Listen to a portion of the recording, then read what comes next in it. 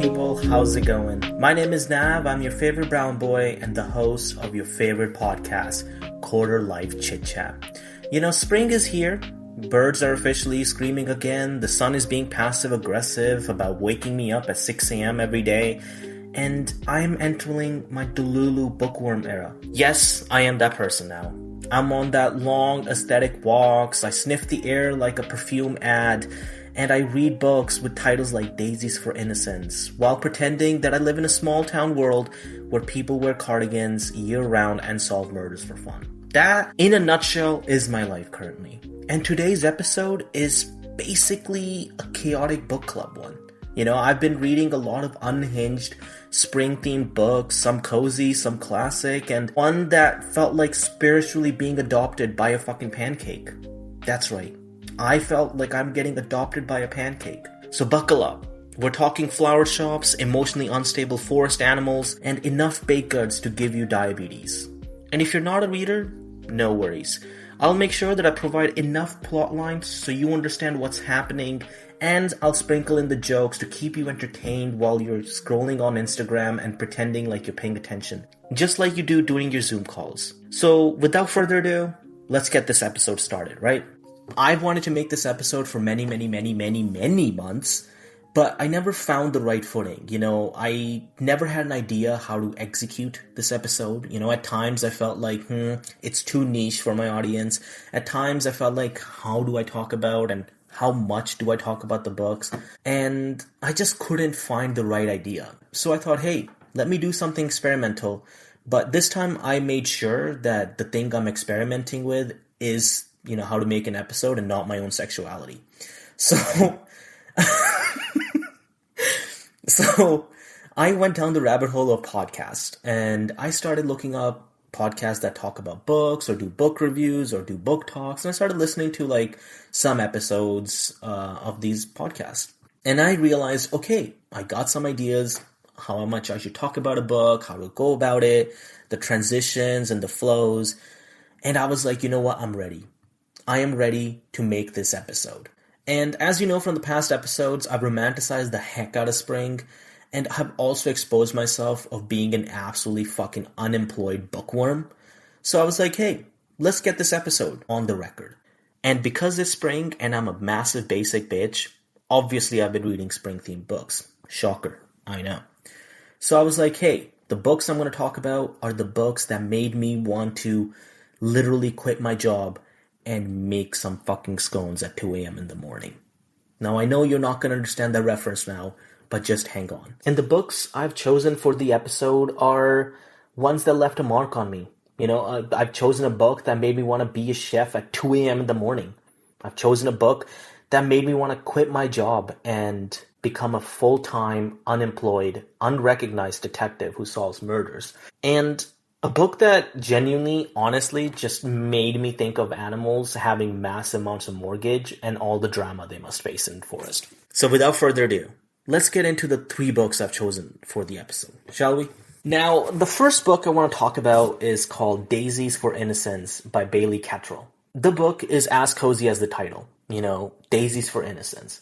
Actually, now that I'm thinking about it, the title's kind of cringy, but the book is wholesome as fuck. In this book, we have the protagonist Ellie, who runs an amazing perfumery and flower shop called Sense and Nonsense. And she has this amazing, cute little garden in her backyard that has like a bunch of different flowers. And she calls it the Enchanted Garden. And later, she kind of realizes that she has a special ability. The ability that she can help people by making certain concoction of plants and scents that when a person smells it, either whatever they're struggling with, such as anxiety, depression, or whatever they need help with, it's able to affect them. You know, at certain times in the book, she makes people smell certain plant that allows them to unlock deep-rooted and old-forgotten memories. So it's hella cozy, and the whole book premise is one day, our lovely protagonist named Ellie opens her front door, and on the front door she finds her coworker Josie dead with a stab wound in her chest. And as you know, with every murder mystery book, the cops in the fucking book are useless. And the main detective thinks that Ellie had killed her coworker because the dead body was found on her front door. And the detective then proceeds to be completely fucking useless until our main character realizes that she's a boss-ass bitch who can literally solve a murder all by herself and then proceeds to do so, resulting in the detective being fired. Now, keeping that little notion in mind, I'm not gonna lie. This was a cozy-ass book. Okay, this book made me wanna bake banana bread. And anybody that's listening to this episode who's a reader who reads book, you know exactly what the fuck I'm talking about. I'm sure everybody that reads has come across this one cozy book that for some reason made them just wanna bake. You know what I mean? Maybe you don't know what I mean. Maybe I lost my mind. But this book was fucking lovely. Okay, reading this book made me wanna quit my job, open a flower shop, and pretty much be nosy and involve myself in everyone's business and pray that somebody gets murdered in my town so I can solve the murder. This was me for the past whole week. Okay? Now you might be wondering, damn, Nav, what is the right time or what's the right vibe for this book? When should I read this book? I'm gonna recommend that you read this book during rainy days or days where you just want to be delusional and realize that your life sucks.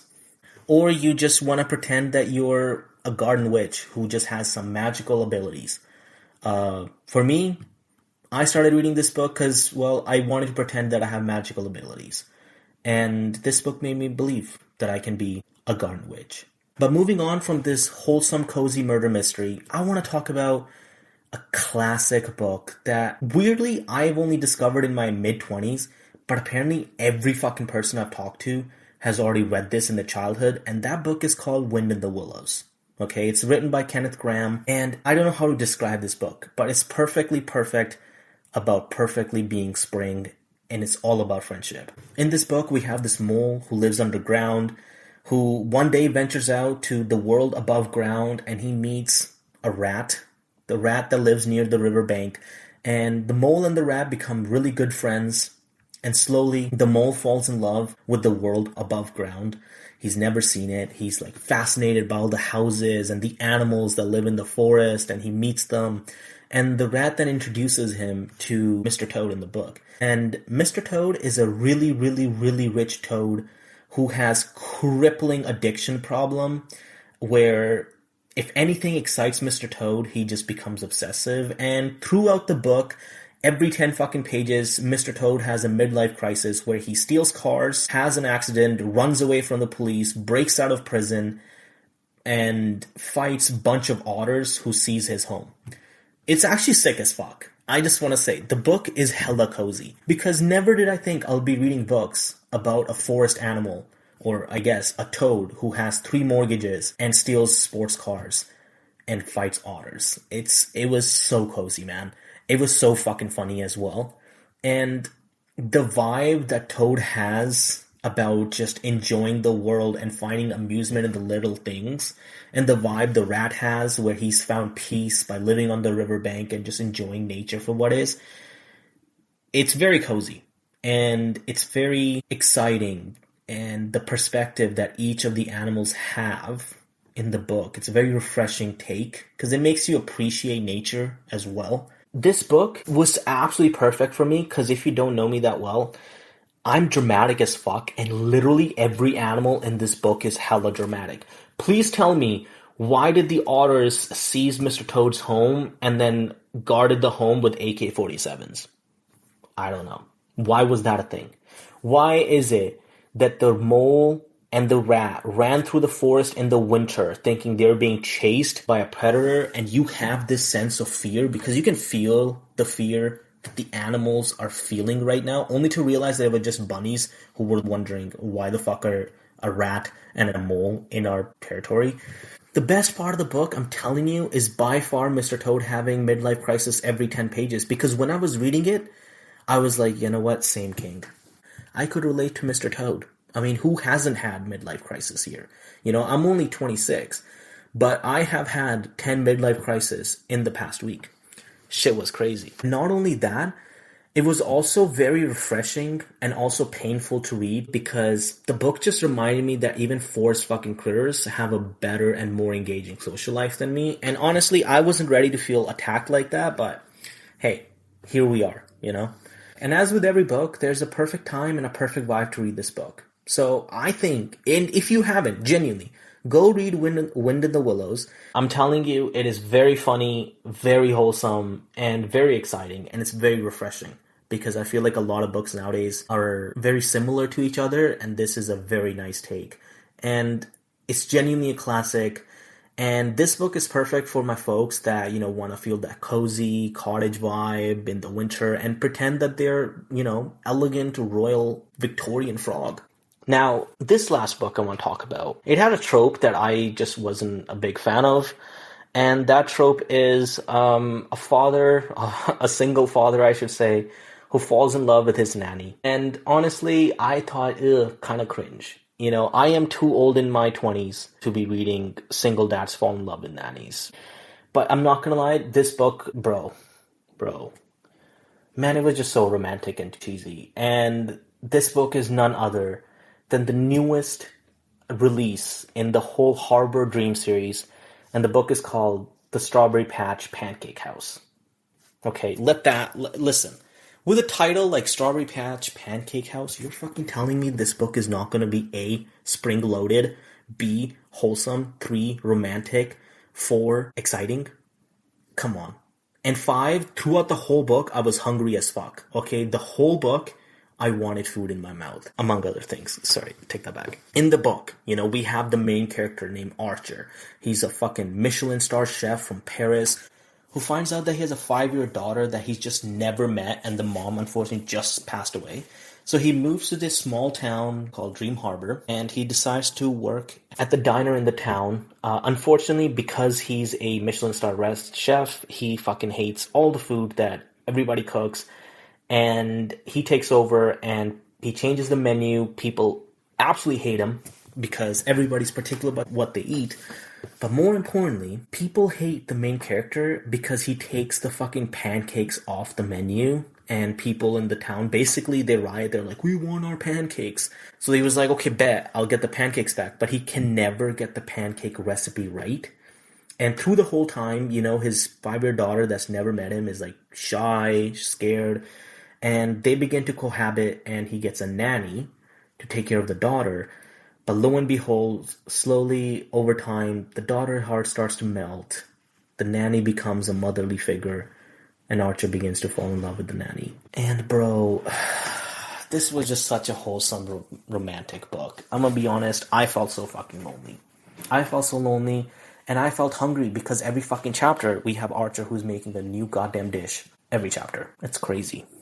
On top of the reading, the slow burn of two people falling in love, it was very lovely to read about a girl finding a father figure and a guy who was repulsed by fatherhood, who thought he could be a shit father, he could never be a father, who ends up becoming a fantastic father. And how he started from a book with a lonely, single, upset, and sad chef who ends up having a wholesome family filled with love in a town that he hated, who he then begins to fall in love with as well. And this was probably my favorite book I read this spring, and you gotta read it, man. You gotta read it. You gotta read the whole Dream Harbor series. I'm telling you, it's top tier. Very wholesome. I just want to say there's some spice involved, so read at your own risk. For me, my friends think that I'm a pervert who only reads books that have spice in it. There's some truth to it. But no, the book and the series are absolutely wholesome, and I recommend, reading this book during the springtime, or if you just love pancakes, or if you just want to read a story about love, familyhood, fatherhood, but more importantly, of, I guess, single dad falling in love with a nanny. And I feel like reading this book while eating pancakes will be the vibe. Ideally, read it on Sundays. Why? I don't know. I feel like this book was the perfect Sunday read vibe. So yeah, I've read more books than I have read emails lately, and honestly, no regrets. I hope you enjoyed this episode. Like I said, it was very experimental, and depending on how it's received, perhaps there'll be more like this in the future. Maybe with more books, maybe with different theme books, maybe with other chaotic shit. And speaking of experimental, I'm thinking about making a Reddit episode next week. It's been a while since I've delved deep into the crazy and the chaotic stories on Reddit, and I remember those episodes were always loved back in the day. So perhaps I bring those back for next week. So stay tuned for next week. Thank you so much for listening. Make sure to tell your grandma and your grandpa about this episode. Share it with your friends. I'll be back next week with another fun episode. Hasta la vista, folks. Bye-bye.